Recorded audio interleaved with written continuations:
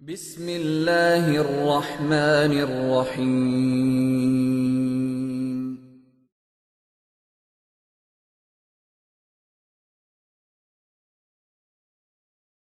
اعوذ باللہ من الشیطان الرجیم، بسم اللہ الرحمن الرحیم۔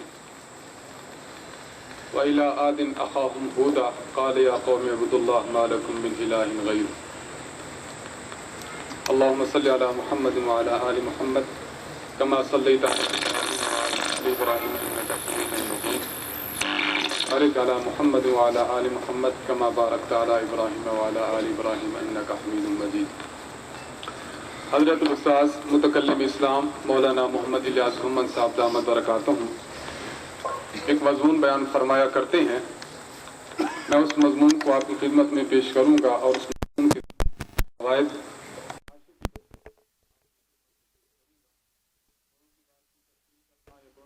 پر حاشیہ چڑھانا یہ چھوٹوں کا حق ہوتا ہے، تو اس حق کو استعمال کرتے ہوئے میں آپ کی خدمت میں چند باتیں پیش کروں گا۔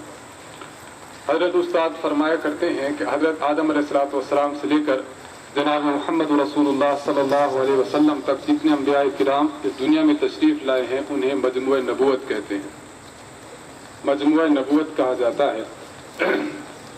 مجموعہ نبوت نے دنیا میں آ کر چند کام کیے ہیں، ان تمام کاموں کو اصولی طور پر 3 کاموں پر تقسیم کر لیا گیا ہے۔ یوں سمجھے کہ ہر نبی جو حضرت آدم علیہ السلام سے لے کر نبی علیہ السلام تک ہے، اس پورے مجموعہ میں جتنے بھی انبیاء ہیں تو مجموعہ نبوت نے کل 3 کام کیے ہیں۔ پہلا کام کیا ہے اشاعت دین، دوسرا کام کیا ہے دفاع دین، تیسرا کام کیا ہے نفاذ دین۔ آپ حضرات اگر اس کو انگلیوں پر ازبر کرنا بھی چاہیں تو انشاءاللہ آپ کے لیے مشکل اور پریشانی نہیں ہوگی۔ تو کتنے کام کیے؟ 3 کام۔ نمبر 1 اشاعت دین، نمبر 2 دفاع دین اور نمبر 3 نفاذ دین۔ اشاعت دین کا مطلب کیا ہے؟ اشاعت دین کہتے ہیں کہ اپنے موقف کو، اپنے دعویٰ کو دلائل کے ساتھ لوگوں کے سامنے، مخاطب کے سامنے پیش کرنا، اسے اشاعت دین کہا جاتا ہے۔ اپنے دعویٰ کو، اپنے موقف کو دلائل کے ساتھ اپنے مخاطب تک پیش کرنا، اسے اشاعت دین کہتے ہیں۔ نمبر 2 دفاع دین، آپ نے جو موقف پیش کیا اس پر مخالف نے اعتراضات کر دیے، ان اعتراضات کا علمی طور پر جواب دینا، اس کا نام دفاع دین ہے۔ نمبر 3 نفاذ دین، آپ کے اپنے موقف کو اور آپ اپنے دعویٰ کو طاقت کی بنیاد پر لوگوں پر نافذ کر دیں، اس کا نام ہے نفاذ دین۔ حضرت الاستاد یہاں پر ایک دفعہ دخل مقدر بھی فرماتے ہیں۔ حضرت فرماتے ہیں کہ دیکھیں ہم نے یہاں پر کہا جملہ نبوت۔ جملہ نبوت کا مطلب کیا ہوتا ہے کہ اس میں سارے انبیاء علیہ السلام ان کے متعلق یہ بات ہے، فردن ایک کے متعلق نہیں ہے۔ اس سے آپ کہیں کہ بعض ایسے انبیاء کرام گزرے ہیں جنہوں نے اشاعت دین کا کام تو کیا لیکن ان سے نفاذ دین نہیں ہو سکا، بعض ایسے کہ دفاع کرتے کرتے جان دے دی۔ تو بعض ایسے اگر آپ کو مل جائے تو ہمارے دعویٰ پر زد نہیں پڑے گی۔ اس کی مثال آپ یوں سمجھ سکتے ہیں کہ دیکھیں آپ کہتے ہیں کہ جملہ متخصصین یہاں پر موجود ہیں، اب ایک جو متخصص نہ ہو تو آپ کے دعوے پر زد پڑے گی؟ نہیں، کیونکہ آپ نے جملہ کہہ دیا۔ جملہ کا مطلب یہ ہوتا ہے کہ متخصصین کے معتد بے حصہ آنا ضروری ہے، چاہے اس میں سے 1-2 کھسکتے رہیں، دائیں بائیں رہیں، غیر حاضر رہیں، لیکن آپ کے دعوے پر فرق نہیں پڑے گا۔ اس لیے ہم نے مجموعہ نبوت کہا، جملہ نبوت کہا، تو جملہ نبوت کہنے سے اس اعتراض کو رفع ہو گیا۔ تو انبیاء علیہ السلام کی محنت کا محور 3 چیزیں گزری۔ نمبر 1 اشاعت دین، نمبر 2 دفاع دین، نمبر 3 نفاذ دین۔ ان 3 کاموں کے لیے انبیاء علیہ السلام نے 4 طریقوں اختیار فرمائے ہیں۔ تو گویا کہ اس مضمون کو آپ اس طرح سمجھ سکتے ہیں کہ 3 کام اور 4 طریقے۔ 4 طریقے وہ کون سے ہیں؟ پہلا طریقہ تقریر ہے، دوسرا طریقہ تحریر، تیسرا طریقہ مناظرہ اور چوتھا طریقہ جہاد۔ تقریر، تحریر، مناظرہ اور جہاد۔ تقریر کا مطلب کیا ہے؟ تقریر، اور ان میں سے ہر ایک چیز کا ثبوت قرآن سے بھی ملتا ہے، عام چیزیں ہیں تقریر بندہ جانتا ہے۔ تحریر کا ثبوت قرآن و حدیث سے ملتا ہے، اسی طرح مناظرے کا ثبوت قرآن و حدیث سے ملتا ہے، بیانی اسی طرح جہاد کا ثبوت قرآن سے بھی اور حدیث سے بھی ملتا ہے۔ گویا کہ ہم یوں کہہ سکتے ہیں کہ ان 4 طریقوں پر قرآن اور سنت دونوں سے ہمارے پاس دلائل موجود ہیں۔ میں آپ کی خدمت میں تھوڑے سے دلائل بطور چاشنی کے پیش کروں گا تاکہ آپ حضرات کا ذوق اس طرح بنے کہ واقعی انبیاء علیہ السلام کی جو محنت ہے اور ان کا جو محنت کا محور ہے وہ سارا قرآن و سنت سے مستنبط ہے۔ پہلی چیز یہ کہ تقریر، زبان کے ذریعے، کلام کے ذریعے، گفتگو کے ذریعے اپنا موقف پیش کرنا۔ سورۃ ہود میں آیت نمبر 50 میں اللہ رب العزت ارشاد فرماتے ہیں وَإِلَىٰ عَادٍ أَخَاهُمْ هُودًا، قوم عاد کی طرف ان کے بھائی ہود علیہ السلام کو بھیجا گیا۔ قَالَ يَا قَوْمِ اعْبُدُوا اللَّهَ مَا لَكُم مِّنْ إِلَٰهٍ غَيْرُهُ، انہوں نے جا کر موقف اپنا یہ پیش کیا، اے میری قوم تمہارا خدا تعالیٰ کے سوا کوئی معبود نہیں، کوئی الہ نہیں ہے، اسی کی عبادت کرو۔ اب پیغمبر اپنی زبان سے کلام کر رہا ہے، ہم کلامی کا شرط اپنی امت کو بخش رہا ہے، تو اسے تقریر سے تعبیر کیا جاتا ہے۔ سورۃ الہود آیت نمبر 61 میں اللہ رب العزت ارشاد فرماتے ہیں وَإِلَىٰ ثَمُودَ أَخَاهُمْ صَالِحًا، حضرت صالح علیہ السلام کو قوم سمود کی طرف بھیجا گیا۔ وَقَالَ يَا قَوْمِ اعْبُدُوا اللَّهَ مَا لَكُم مِّنْ إِلَٰهٍ غَيْرُهُ۔ اس طرح آپ قرآن کریم میں دیکھ لیجئے، قرآن کریم میں انبیاء علیہ السلام کا جو تذکرہ کیا گیا ہے، اس ضمن میں حضرت نوح علیہ السلام کا تذکرہ ہے، اپنی قوم کو خطاب فرما رہے ہیں۔ حضرت ابراہیم علیہ السلام کا تذکرہ ہے، قوم سے گفتگو کر رہے ہیں۔ حضرت یوسف علیہ السلام کا تذکرہ ہے کہ آپ لوگوں سے احوال دریافت فرما رہے ہیں، گفتگو کر رہے ہیں۔ تو معلوم یہ ہوا کہ انبیاء علیہ السلام کا جو طریقہ تقریر کا تھا، اس کا تذکرہ قرآن میں موجود ہے۔ میں نے تو 2 مثالیں پیش کی ہیں، آپ حضرات اس پر جو ہے وہ کافی ساری مثالیں قرآن مجید سے جمع کر سکتے ہیں۔ اس تقریر کا ثبوت احادیث مبارکہ میں بھی مل جاتا ہے۔ صحیح بخاری جلد نمبر 2 صفحہ نمبر 702 نبی علیہ الصلوۃ والسلام کے بارے میں موجود ہے کہ آپ علیہ الصلوۃ والسلام پر جب آیت اتری وَأَنذِرْ عَشِيرَتَكَ الْأَقْرَبِينَ، اپنے قریبی رشتہ داروں کو آپ ڈرائیں، تو آپ علیہ الصلوۃ والسلام نے کیا کیا؟ پہاڑی پر آپ چڑھ گئے، آپ نے مختلف قبائل کو آواز دی، جو آ سکتا تھا آیا، جو نہ آ سکتا تھا اپنا نمائندہ بھیج دیا۔ آپ علیہ الصلوۃ والسلام نے ان کو کیا فرمایا؟ اگر میں تمہیں اس بات کی خبر دوں کہ اس پہاڑی کے پیچھے ایک لشکر جرار تم پر حملہ آور ہونے والا ہے، تو مجھے بتاؤ کہ کیا تم مجھے سچا مانو گے؟ تو انہوں نے کہا ما جربنا علیک الا صدقا، ما جربنا علیک الا صدقا۔ یہاں پر میں ایک نقطہ بیان کرنا چاہوں گا جو حضرت الاستاذ بیان فرماتے ہیں۔ حضرت الاستاذ یہ کہتے ہیں کہ دیکھیں، ہم ایسا کرتے ہیں کہ بعض مرتبہ قرآن و سنت کے تراجم عوامی طرز پر نہیں لاتے۔ آپ حضرات جانتے ہیں کہ استاد اس پر بہت زیادہ زور دیتے ہیں۔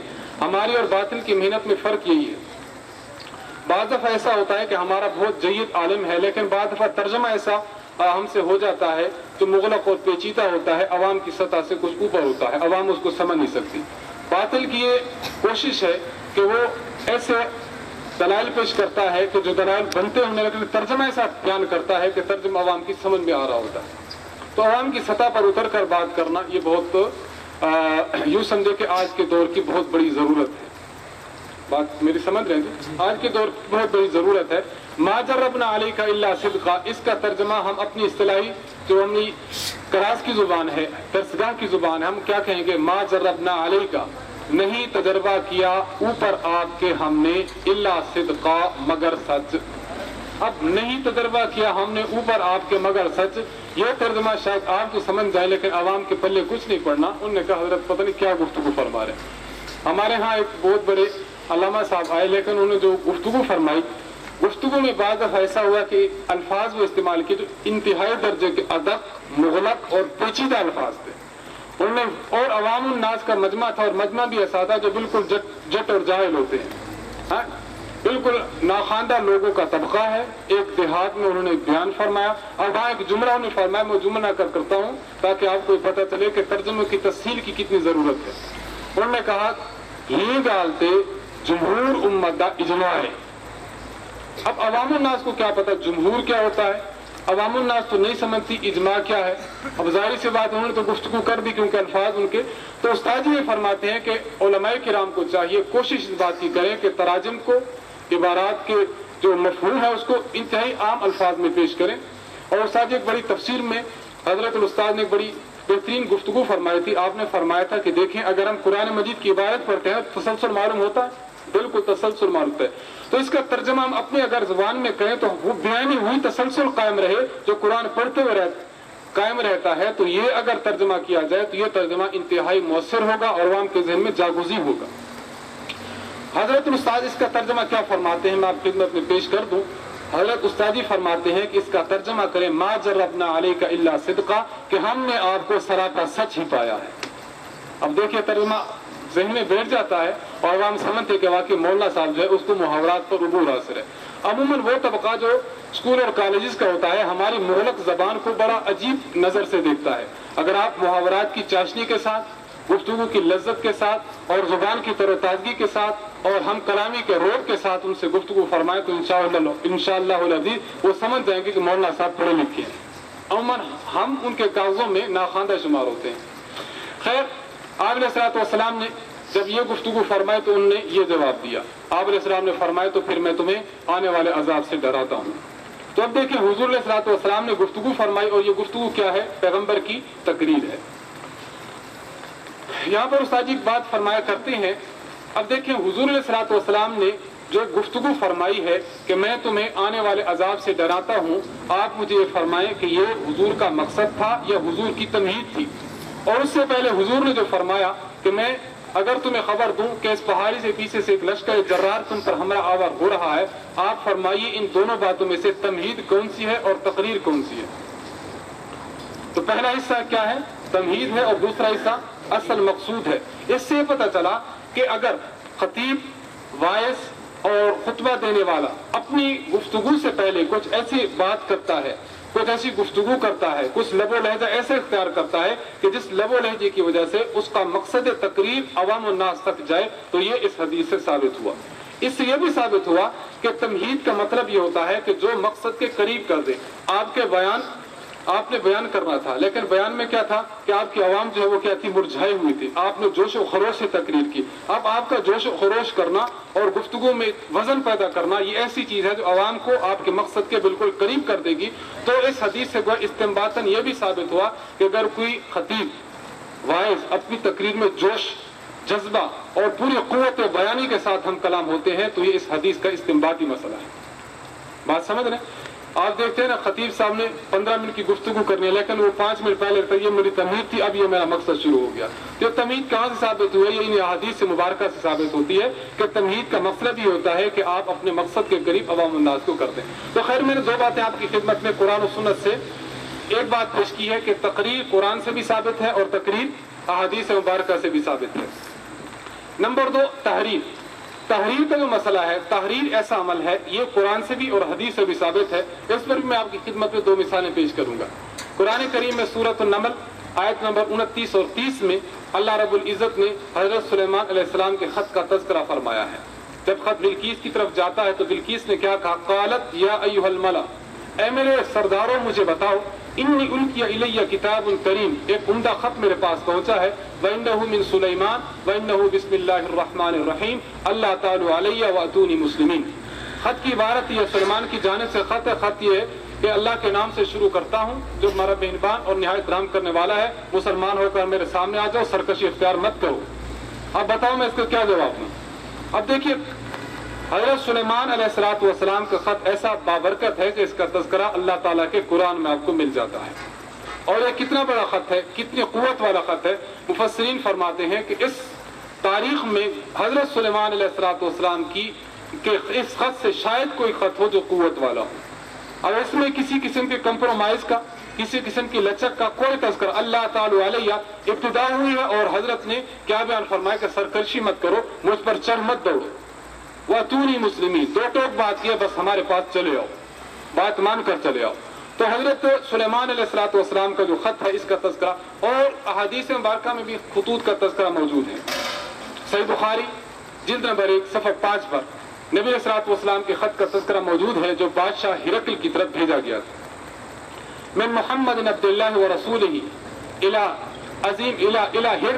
ہرقل عظیم الروم، سلام علی من اتبع الہدی اما بعد فانی ادعوک بدعایۃ الاسلام اسلم تسلم۔ آپ نے فرمایا یہ خط محمد کی جانب سے ہے جو اللہ کے رسول اور اللہ کے بندے ہیں، عظیم الروم، روم کے بادشاہ، کس کی جانب؟ جس کا نام ہرقل ہے۔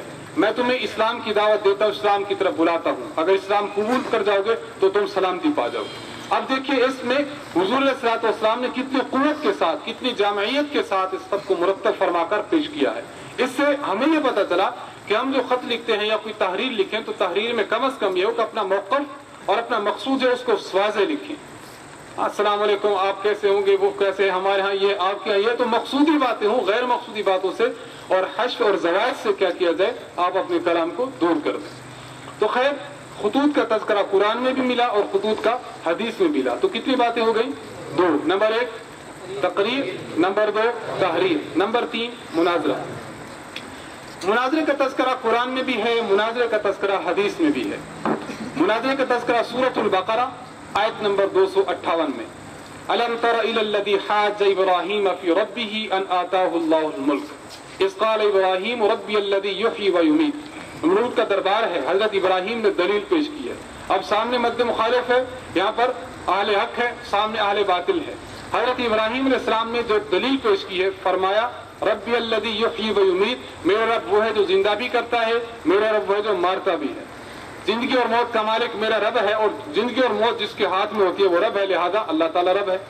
اب اس نے کیا کہا، قال انا احیی و امیت، میں بھی زندہ کرتا ہوں، میں بھی مارتا ہوں۔ آپ واقعہ آپ حضرات نے پڑھا ہوگا، 2 قیدیوں سے منگوائے، بے گناہ کو قتل کر ڈالا اور گناہ گار کو چھوڑ دیا، کہ جس پر موت آئی تھی میں نے اس کو چھوڑ دیا، اور جو حیات کا مستحق تھا اس کو میں نے مار دیا، لہذا زندگی اور موت میرے ہاتھ میں۔ ابراہیم علیہ السلام نے کون سی دلیل دی، فإن اللہ یأتی بالشمس من المشرق فأتی بها من المغرب۔ ابراہیم علیہ السلام نے دلیل یہ دی کہ دیکھو اللہ تبارک و تعالیٰ وہ ہے جو سورج کو کہاں سے نکالتا ہے، مشرق سے نکالتا ہے، اگر تو رب ہے تو مغرب سے سورج کو نکال۔ فبہت الذی کفر، خاموش ہو گیا، اب اس کے پاس کوئی جواب نہیں تھا۔ یہاں پر ایک بات سمجھے، ابراہیم علیہ السلام نے دلیل نہیں بدلی، دلیل کا طرز بدلا ہے۔ دلیل کا طرز کیوں بدلا، اس کی وجہ یہ دیکھیں، عوام الناس کی ذہن کے مطابق ہمیں گفتگو کرنی چاہیے۔ اگر آپ کی کسی کے ساتھ بات ہو رہی ہے، آپ کسی کے ساتھ محو کلام ہے اور عوام الناس بیٹھی ہے، تو آپ کو یہ نہیں چاہیے کہ آپ اپنی سطح پر بات کریں، بلکہ آپ کو یہ چاہیے کہ عوام کی سطح پر بات کریں۔ اور عوام کی سطح پر اگر کوئی بات عوام سے حدود سے تجاوز کرتی جا رہی ہے تو آپ اپنی بات کو سال کر دیں، اپنے دلائل کو بالکل آسان الفاظ میں بیان کر دیں۔ اب یہ جو دلیل تھی کہ میں زندہ بھی کرتا ہوں اور میں مارتا بھی ہوں، دیکھو میں نے فلاں کو زندہ کیا اور فلاں کو جو مرنے والا نہیں تھا اس کو مار دیا، اب یہ دلیل عوام کی سطح کی تھی، عوام اس کو سمجھ رہی تھی کہ واقعی بابا مرنا اور جینا یہی تو ہوتا ہے، جس کے مقدر میں جینا نہیں تھا اس کو اس نے زندگی بخش دی، جس کے مقدر میں جینا تھا اس کو اس نے موت دے دی، تو یہ تو مار رہا ہے اور یہ جی رہا ہے۔ اب کیا ہوا، ابراہیم علیہ السلام نے کیا فرمایا، ابراہیم علیہ السلام نے اس دلیل کے توڑ کے دلیل کا طرز بدل دیا، آپ نے دوسری دلیل پیش کر دی۔ اس سے یہ پتا چلا کہ بعد دفعہ اگر آپ کا موقف عوام نہیں سمجھ رہے، مخالف ہتھ کنڈے اوچھے ہتھ کنڈوں سے کام لے رہا ہے، تو آپ کو یہ چاہیے کہ آپ اپنے دلائل میں سہل انگیزی پیدا کریں۔ حضرت تھانوی رحمۃ اللہ علیہ نے لکھا ہے، کس نے حضرت سے سوال کیا کہ حضرت بات یہ ہے کہ نمرود نے کے بارے میں قرآن مجید یہ کہتا ہے فبہت الذی کفر، بالکل خاموش ہو گیا، مبہوت ہو کر رہ گیا۔ اب نمرود کے پاس گفتگو کی گنجائش تو تھی، وہ کیسے؟ حضرت ابراہیم علیہ السلام نے جب یہ فرمایا کہ میرا رب سورج کو مشرق سے نکالتا ہے، اگر تو رب ہے تو سورج کو مغرب سے نکال۔ ابراہیم علیہ السلام کے اس قول پر وہ یہ کہہ سکتا تھا کہ میں رب ہوں، میں سورج کو مشرق سے نکالتا ہوں، اگر تو اپنا کوئی رب مانتا ہے تو اس کو کہ وہ مغرب سے نکالتے۔ اس کلام کی نمرود کے پاس گنجائش تھی۔ حضرت آپ بتائیے کہ نمرود نے کلام کیا کیوں نہیں؟ سوال سمجھیں۔ حضرت تھانوی رحمۃ اللہ علیہ، اللہ تعالیٰ حضرت کی قبر پر کروڑوں رحمت نازل فرمائے۔ حضرت نے ایسے ایسے سوالات کے جواب، ایسے اشکالات کو حل کیا اور ایسے شبہات کو زائل کیا کہ انسان کی عقل دنگ رہ جاتی ہے۔ حضرت الساجی ایک واقعہ فرماتے ہیں کہ ایک مرتبہ حضرت تھانوی رحمۃ اللہ علیہ نے فرمایا اپنی مجلس میں، حضرت فرمانے لگے کہ امام غزالی رحمۃ اللہ علیہ سے کسی بندے نے پوچھا کہ حضرت قرآن کریم میں آتا ہے کہ اللہ تعالیٰ کی رحمت نے ہر چیز کو ڈھانپ لیا ہے، آپ کو میں نے غالباً پہلے سنایا بھی تھا، ہر چیز کو ڈھانپ لیا ہے، آپ ہمیں یہ بتائیں کہ شیطان بھی تو ایک چیز ہے، تو اللہ کی رحمت نے کیا شیطان کو بھی ڈھانپ لیا؟ حضرت امام غزالی رحمۃ اللہ علیہ اس کا جواب یہ دیا کہ اللہ کی رحمت نے شیطان کو ڈھانپ لیا، دلیل کیا ہے؟ دلیل میں نہیں جانتا۔ حضرت تھانوی رحمۃ اللہ نے اس جملہ کو نقل فرمایا، واقعہ کا تذکرہ کیا، اس کے بعد حضرت نے فرمایا اگر کوئی اشرف علی سے دلیل پوچھے گا تو اشرف علی دلیل بھی بتائے گا۔ آپ نے دلیل کیا بتائی؟ حضرت فرمانے لگے کہ دیکھو اگر ایک بندہ چور ہے اور وہ 80 جوتوں کا مستحق ہے، ایک کوتوال ہے اس کو 80 کے بجائے اس کو 100 جوتوں کا مستحق ہے، اور ایک کوتوال ہے اس پر 100 کے بجائے 80 جوتے اس کو لگاتا ہے، اب بتاؤ یہ اس پر رحمت اور شفقت ہے یا نہیں؟ ظاہر بات رحمت ہے۔ اب یہ جو شیطان تھا اس نے اللہ کے حکم کا انکار کیا، چاہیے تو یہ تھا اللہ اس کو وہیں پر بھسم کر دیتے، مہلت نہ دیتے، لیکن اللہ نے کب تک مہلت دی؟ قیامت تک مہلت دی ہے، تو معلوم ہے خدا کی رحمت میں یہ ڈھانپا گیا ہے۔ تو حضرت تھانوی رحمۃ اللہ علیہ کے علوم اللہ تعالیٰ نے عجیب علوم عطا فرمائے تھے۔ میں نے آپ کی خدمت میں غالباً عرض بھی کیا تھا، حضرت نے آخری عمر میں ارشاد فرمایا تھا، حضرت فرماتے تھے کہ اللہ نے ابھی مجھے اتنی صلاحیت عطا فرمائی ہے اسلام کے اصول یا جزیات پر اگر کوئی شخص اعتراض کرے گا تو بحمد اللہ ہم میں یہ صلاحیت موجود ہے کہ میں 2 منٹ میں اس کے شبہوں کو زائل کر سکتا ہوں. یہ بات کہنی بہت آسان ہے لیکن اس معیار کا اترنا بہت بڑا مشکل کام ہے. اور میں تو عرض کروں کسی عالم کا قول حضرت فرماتے ہیں کہ دیکھیں حضرت تھانوی رحمۃ اللہ علیہ کی تمام کتب کو جو بندہ پڑھ رہتا ہے اس سے بڑھ کر کوئی عالم دنیا میں نہ ہوگا. تو خیر میں جو بات کر رہا تھا دائیں میں بات نہ ہو جائے, میں بات عرض کر رہا تھا حضرت تھانوی رحمۃ اللہ علیہ سے پوچھا گیا تو حضرت تھانوی فرمانے لگے بات یہ ہے کہ اس نے جب گفتگو سنی حضرت ابراہیم علیہ السلام کی تو اس کے دل میں بات گھر کر گئی کہ واقعی عام بندہ نہیں رب کا رسول ہے. جو دعویٰ کر رہا ہے دعویٰ بالکل ٹھیک ہے, بے فرض اگر میں اس کو کہہ دوں کہ مغرب سے سورج کو نکال تو اس کا رب اس بات قادر ہے, اگر وہ نکال دے گا تو میری صبح کی لوگوں کے سامنے پہلے تھوڑی سی ہے, اب جب عیاناً دیکھ لیں گے تو میری صبح کی زیادہ ہو جائے گی, میرے پیروکار بھی مجھ سے دور ہو جائیں گے, اس لیے بالکل خاموش ہو گیا. اب دیکھیں جواب بنتا نہیں بنتا. حضرت تھانوی رحمۃ اللہ علیہ بڑے علوم والے. خیر میں نے عرض کیا آپ کے سامنے اسی طرح حضرت موسیٰ علیہ السلام کا تذکرہ ہے, ابراہیم علیہ السلام کے اور واقعات ہیں جس میں پتہ چلتا ہے کہ جو نبی آیا ہے دنیا میں تو اس کو بعض مرتبہ موقف پر جب اس کے چوٹ کسی نے ڈالنے کی کوشش کی ہے, اس پر اعتراضات کی بوچھار کی کوشش کی ہے تو پیغمبر نے اس کے جوابات دیے. احادیث مبارکہ میں اس کا تذکرہ ملتا ہے. نجران سے وفد آتا ہے, اگر کوئی خدمت والا لڑکا بیان میں موجود ہے تو خدمت کے لیے چلا جائے, جو پرانے متخصصین ہیں وہ خدمت کے لیے چلے جائیں. احادیث مبارکہ میں بھی اس کا تذکرہ ملتا ہے. نبی علیہ الصلوۃ والسلام خدمت میں نجران کا ایک وفد آیا ہے, الوہیت عیسیٰ یہ ان کا موضوع تھا. اب کیا ہوا, ان کے جو وفد میں 3 قسم کے لوگ تھے. نمبر 1 شاعر بھی تھا, نمبر 2 مقرر بھی تھا, اور نمبر 3 دلائل دینے والا مناظر بھی تھا. حضور علیہ الصلوۃ والسلام خدمت میں آئے تو آپ علیہ الصلوۃ والسلام نے جب ان کا شاعر کھڑا ہوا تو اپنے شاعر حضرت حسان رضی اللہ عنہ کو آپ نے کھڑا کر دیا. شاعر نے شاعر کا جواب دیا, حضرت حسان شاعری میں اس سے بڑھ گئے. وہاں کا خطیب کھڑا ہوا تو آپ نے حضرت ثابت بن شماس بن قیس ان کو آپ نے کھڑا کر دیا کہ آپ ان کی گفتگو کا جواب دو. جب انہوں نے گفتگو کا جواب دیا تو یہ ان پر غالب آ گئے. اب تیسرا مرحلہ یہ ہوا کہ وہاں سے مناظر کھڑا ہوتا ہے تو یہاں حضور علیہ الصلوۃ والسلام خود میدان میں ہوتا ہے. اب دیکھیں یہاں سے میں ایک بات آپ خدمت میں عرض کروں, حضرت الاستاد جو گفتگو فرماتے ہیں کہ دیکھیں آپ ایک کارکن آتے ہیں اور مجھ سے کہتے ہیں کہ میں خود آؤں میدان میں. آپ اپنا کارکن پیش کرتے ہیں اور ایک عام سا بندہ پیش کرتے ہیں اور آپ مجھ سے یہ مطالبہ کرتے ہیں کہ نہیں آپ اس کے مقابلے میں خود تشریف لائیں. تو یہ عام بندے کے مقابلے میں ایک آپ جماعت کے ناظم اعلیٰ کو للکار رہے ہیں تو یہ تو خود اس حدیث کے خلاف ہے. اصل یہ ہونا چاہیے کہ جس کیٹیگری کا اور جس لیول کا بندہ ہو, جس رینک اور مقام کا بندہ ہو, اس کے مد مقابل ویسا بندہ آنا چاہیے. اگر وہاں کا آتا ہے امیر آتا ہے جماعت کا تو یہاں پر امیر آئے گا, اگر وہاں کا ناظم اعلیٰ آتا ہے تو یہاں کا ناظم اعلیٰ ہوگا. اگر آپ نمائندہ بیٹھتے ہیں تو ہم بھی آپ کی خدمت میں نمائندہ دیں گے. آپ حضرات مجھے دیکھیں, وہ تو چلتا رہے ویسا, ہم حضرات مجھے دیکھیں. تو خیر میں کر رہا تھا نبی علیہ الصلوۃ والسلام نے جب دلائل کی گفتگو ہے, مناظرے کی گفتگو ہے, تو حضور علیہ الصلوۃ والسلام نے مناظرہ بھی فرمایا ہے. آپ نے واقعہ سنا ہوگا حضرت رکانہ کا. حضرت رکانہ کون ہے؟ پہلوان ہے, بہت بڑے پہلوان ایسے تھے. ان کی پہلوانی کا تذکرہ ملتا ہے کتب تاریخ اور احادیث میں. تذکرہ یہ ملتا ہے کہ اتنی ان میں طاقت اور پاور موجود تھی کہ اگر ان کو کسی گائے کے چمڑے پر بٹھا دیا جاتا, یہ بیٹھ جاتے, گائے کا چمڑا بندہ کھینچ لیتا, چمڑا ٹکڑے ہو سکتا تھا لیکن ان کے نیچے سے باہر نہیں نکل سکتا. اللہ نے اتنی قوت اور صلاحیت دی تھی. حضور علیہ الصلوۃ والسلام کی خدمت میں آئے, آپ علیہ الصلوۃ والسلام نے ان کو دعوت دی. اس نے کہا ہم تو آپ کے دلائل نہیں جانتے, ہم کون سی زبان جانتے ہیں, ہم تو کشتی والی زبان جانتے ہیں. اس لیے پتہ چلا کہ ہر بندے کو اس کی حیثیت کے مطابق بات کریں. استاد جی جس طرح فرماتے ہیں کہ اگر آپ کا عالم آئے گا تو دلیل دوں گا, اگر جاہل آئے گا تو مثال دوں گا. وجہ یہ ہے کہ آپ نے مخاطب کی ذہنی صلاحیت کو سامنے رکھتے ہوئے گفتگو کرنی ہے. چنانچہ رکانہ جب خدمت میں آتا ہے, آپ علیہ الصلوۃ والسلام 3 مرتبہ کشتی ہوتی ہے اور تیسری 3 مرتبہ آپ اس کو بچھاڑ دیتے ہیں اور کلمہ پڑھ لیتا ہے لا الہ الا اللہ محمد رسول اللہ. تو معلوم یہ ہوا کہ مخاطب کی ذہنیت کے مطابق گفتگو. خیر میں عرض کر رہا تھا آپ خدمت میں کہ قرآن کریم اور حدیث مبارکہ میں ان 3 طریقوں کا تذکرہ مل گیا. چوتھی بات جہاد کا تذکرہ. حضرت الاستاذ فرماتے ہیں کہ جہاد پر دلائل کی بجائے جہاد کا تعلق غیرت کے ساتھ ہے. انسان میں اگر غیرت حمیت موجود ہے دین کے متعلق تو پھر وہ دلائل کے نہیں بلکہ وہ اس حمیت کے بل بوتے پر لڑتا ہے. اس کے باوجود قرآن کریم کا دیکھ لیجئے کہ قرآن کریم کا بہت بڑا حصہ जिहाद की आयात पर मुश्तमिल है, अहकामात जिहाद पर मुश्तमिल है, गनीमत का माल है, अनफाल है और दीगर जो जिहाद के अहकामात हैं, जिहाद में नमाज किस तरह पढ़िए, अहकामात कुरान मजीद में मौजूद है और किताब अल-मगाज़ी में तो आप हजरात पढ़ते ही रहते होंगे।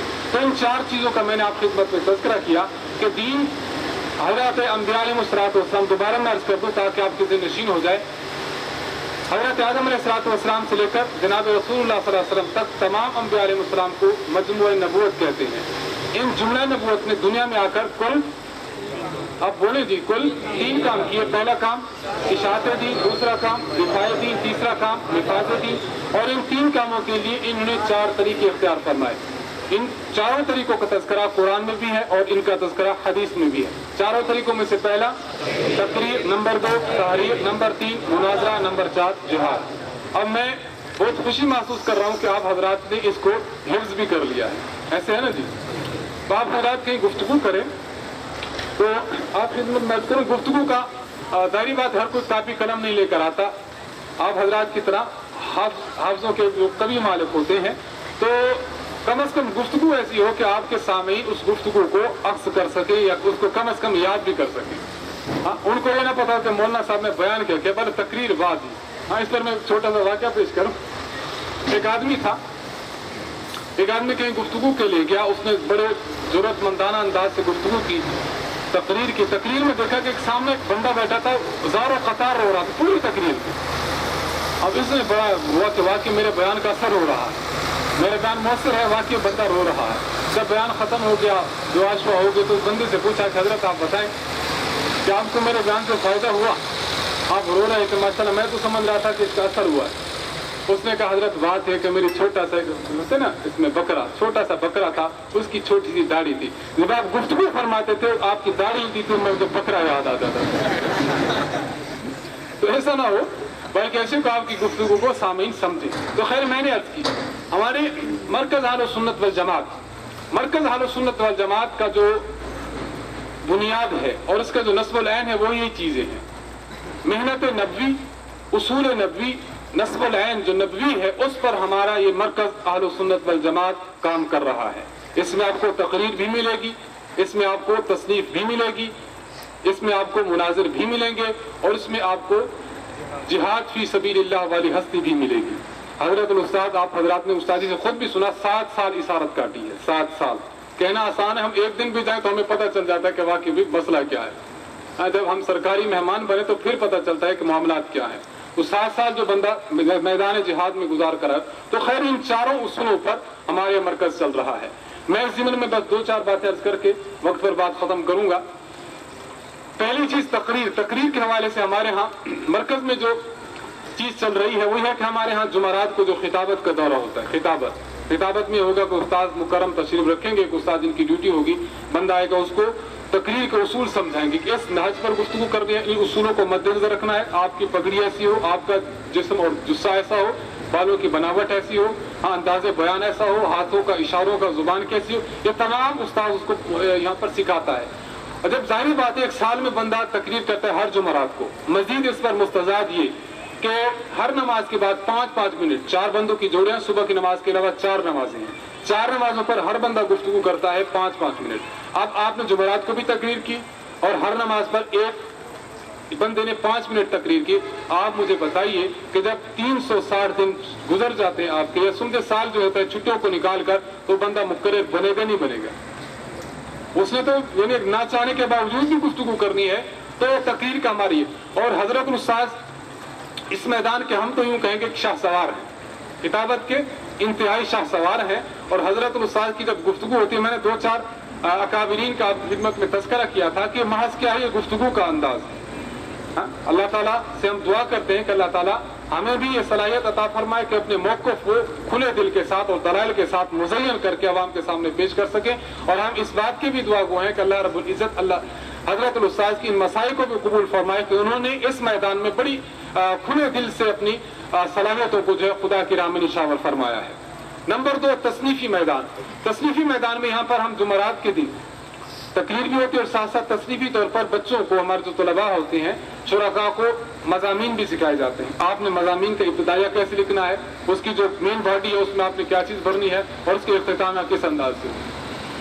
एक ہمارے استاد سے وہ BA کے امتحان دے رہے تھے, وہاں انگلش آئی تو اس میں مضمون لکھ رہا تھا, ڈاکیا مضمون تھا, دی پوسٹ مین. انہوں نے کہا میں نے پوسٹ مین مضمون لکھا, 16 صفحات کا مضمون لکھا, وقت ہے کل 3 گھنٹے اور مضمون 16 صفحات کا, اور ان مضمون کے نمبر تھے صرف 10. 16 صفحات کا مضمون لکھا, پھر میں نے وقت دیکھا تو 15 منٹ باقی تھے, پھر مضمون کو سمیٹتے سمیٹتے 15 منٹ گزر گئے, اور حضرت جو ہے جب نتیجہ آیا تو نتیجے میں کیا تھا, فیل ہو گئے. ظاہری بات ہے کہ آپ اپنے مضمون کو سمیٹیں کیسے. تو گفتگو جس طرح ضروری ہے اس طرح تصنیف بھی ضروری ہے. تصنیف و تالیف اور قلم کا جو میدان ہے بہت بڑی.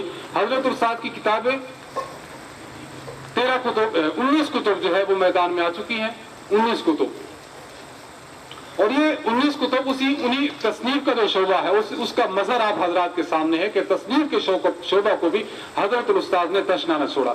نمبر 3 مناظرہ. آپ نے پچھلی جو ویڈیو سنی تھی آپ نے دیکھا تھا نا کہ مناظرے میں حضرت الاستاذ کی گرفت کیا تھی. مد مخالف چیخ رہا ہے, چلا رہا ہے, یہ اس نے کہا, مجھے وہ اس نے کہا, لیکن کیا تھا, آپ نے اپنے تمام جو شرکاء تھے اور آپ نے معاونین تھے سب کو اپنے بٹھائے ہوئے.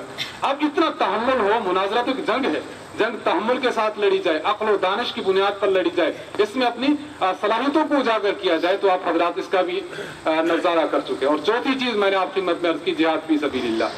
اچھا, دوسری بات میں آپ کی خدمت میں عرض کروں کہ کسی بھی تحریک کو, انبیاء علیہ السلام نے ایک دین کی تحریک پیش کی ہے, کسی بھی تحریک کو جب آپ نے چلانا ہو تو ابتدائی اس کے لیے 2 چیزیں ہوتی ہیں.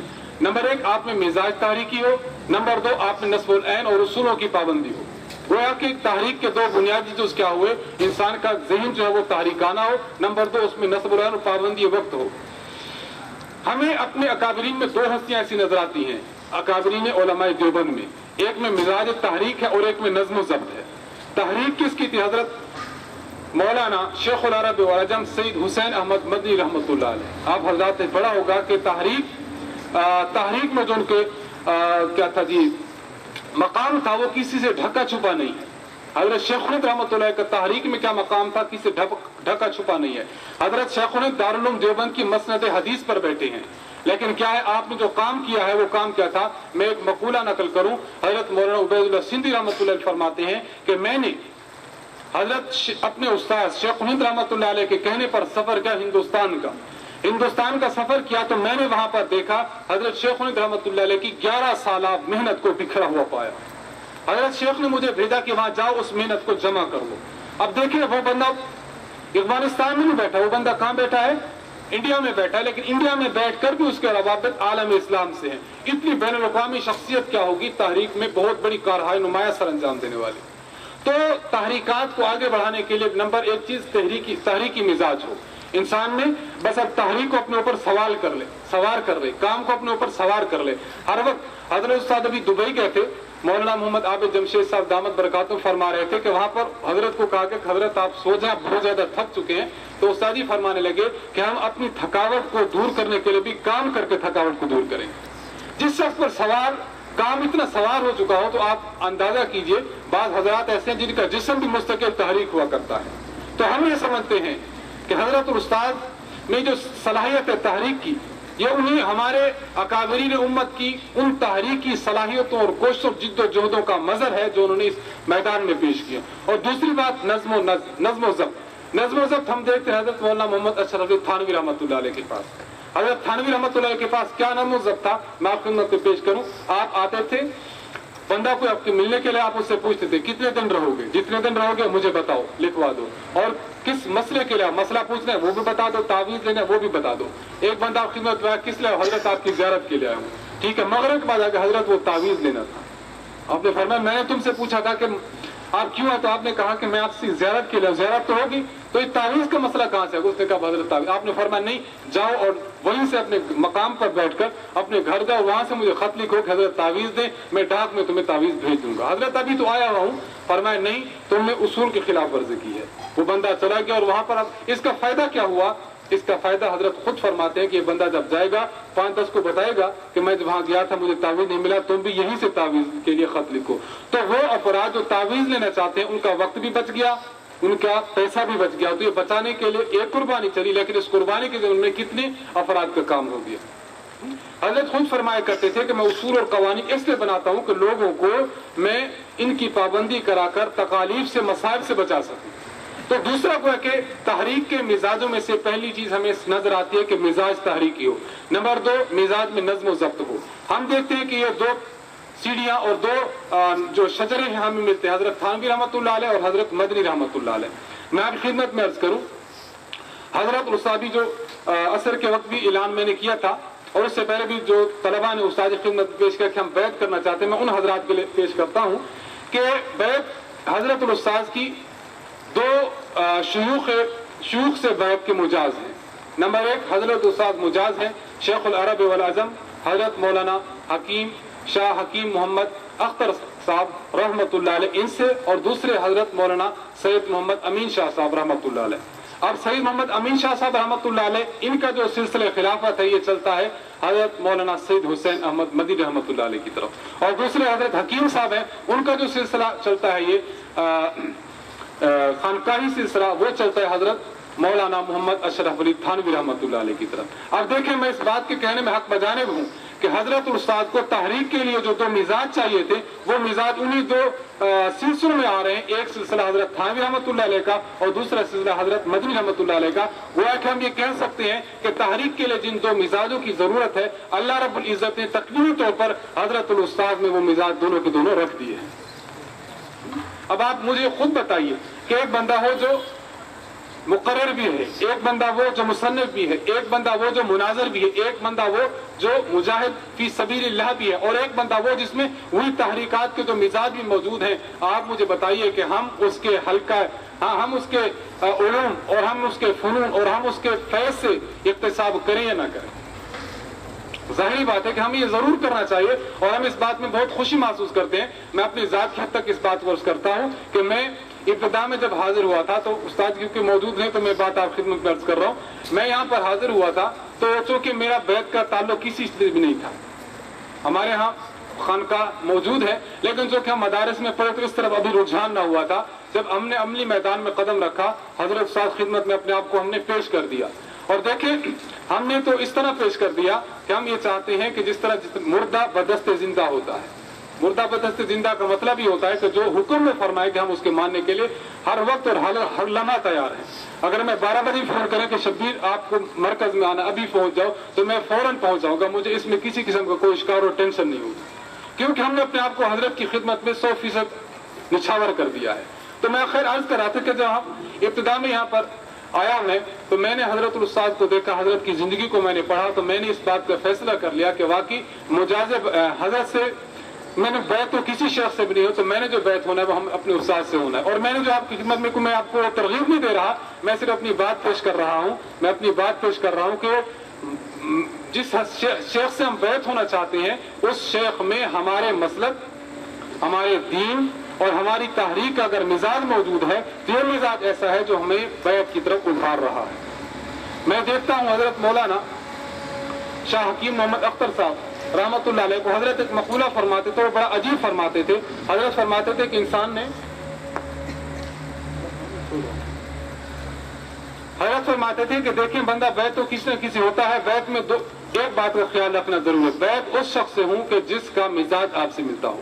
پچھلے دنوں مولانا خبیب احمد گھمن صاحب دامت برکاتہ بھی فرما رہے تھے کہ مزاج آپ سے ملتا ہو. دیکھیں اب آپ نے خون اگر کسی کا لینا ہو تو کس کا لیں گے؟ جو موٹا تازہ ہو, ہٹا کٹا, اس کا خون لیں گے یا اس کا لیں گے جس کا بلڈ گروپ آپ سے ملتا ہے؟ ظاہری سی بات ہے بلڈ گروپ ملتا ہے. یہی سے شیخ وہی تجویز کریں کہ جس شیخ کا آپ کے نصب العین اور آپ کے ذہن اور آپ کے مزاج ہو. آپ کی مزاج ہو کون سا مزاج آپ کو, جو سا بھی مزاج ہو, میں نے تو مزاج آپ کے سامنے رکھ دیا کہ جو سا مزاج ہم اس میں فٹ ہو سکتے ہیں. ایسا ہے نا جی. تو خیر میں نے آپ خدمت میں عرض کیا کہ حضرات انبیاء علیہ السلام کی محنت کا محور یہ 4 چیزیں تھیں اور ان 4 چیزوں پر ہم نے امت کو لے کر چلنا ہے. آپ حضرات علماء ہیں, مختلف مدارس سے مرکز اہل سنت و جماعت میں تشریف لائے ہیں, تو میں آپ کی خدمت میں بھی عرض کروں گا کہ آپ بھی ان 4 مزاجوں کو اپنے اندر سمونے کی کوشش کریں. تحریر کا میدان آ جائے تو آپ کو پریشانی نہ ہو کہ فلاں صاحب آئیں گے تو میں ان سے تحریر لکھواؤں گا. گفتگو کرنی پڑ جائے تو کہیں کہ حضرت جی تشریف لائیں گے تو میں گفتگو نہیں. آپ نے ہر میدان میں اپنے آپ کو پیش کرنا ہے, اس کے لیے جد و جہد اور محنت اور کوشش کرنی ہے. دعا اللہ رب العزت سے کہ اللہ رب العزت انبیاء अलैहिस्सलाम ने जो उसूल हमें दिए हैं उन उसूलों पर हमें चलाए और मजीद इनमें हमें तरक्यात नसीब फरमाए। हजरत उस्ताद मुतकल्लिम इस्लाम मौलाना मोहम्मद इलियास गुम्मद दामद बरकातुहू की मसाई को भी कबूल फरमाए और उनसे हमें इक्तिसाब फैज़ की और उससे हमें इस्लाही ताल्लुक़ के कायम करने की भी तौफीक अता फरमाए। व आखिरु दावाना अनिल हम्दुलिल्लाहि रब्बिल आलमीन।